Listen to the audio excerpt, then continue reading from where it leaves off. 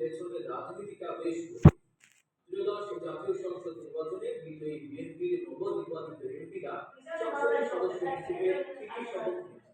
কারণটা খুব সহজ। এমপি হিসেবে শপথ এদিকে শাসন করতে পারবে না।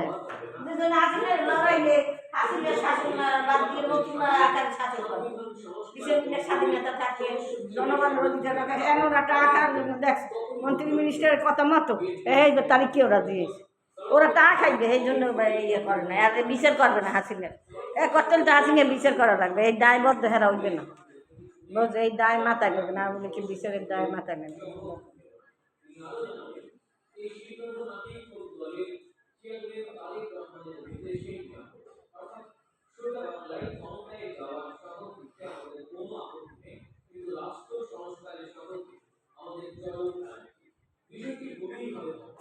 টিকবে না শাসন।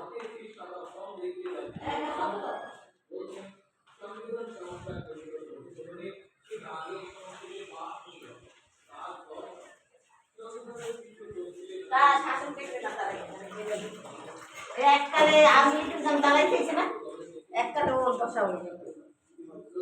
সুস্থ শাসনই করতে পারবে দেশে যদি উন্নয়ন না হয়। শাসন ঠিক করতে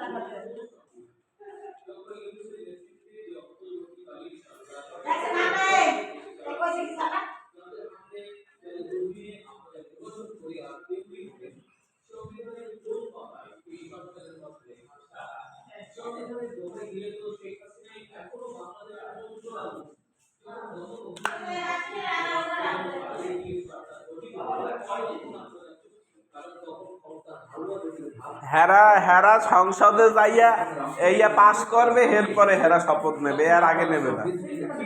হ্যাঁ, এইকালে গরিবসি করবে, পাস করবে কিনা সন্দেহ আছে। অনেক সংসদ সদস্য কইবে না আমি এই হ্যাঁ ভোট মানি না, অনেক সংসদ সদস্য কইবে হেরা ইয়ের বিপক্ষে কইবে যে আমি মানি না।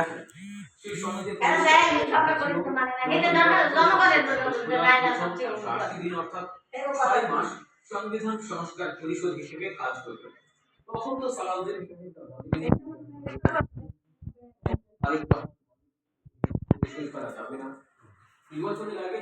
ওই ক্ষমতায় যাইয়েটাই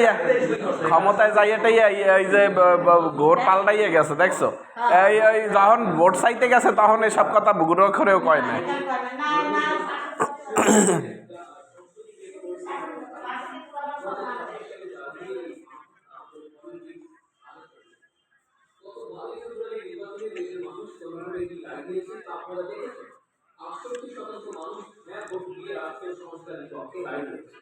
আপনারা নির্বাচনে ভোট দিয়েছেন অর্থাৎ আপনাদের দলীয় ভোটের চেয়েও সংস্কারের পক্ষে জনগণের ম্যান্ডেট অনেক বেশি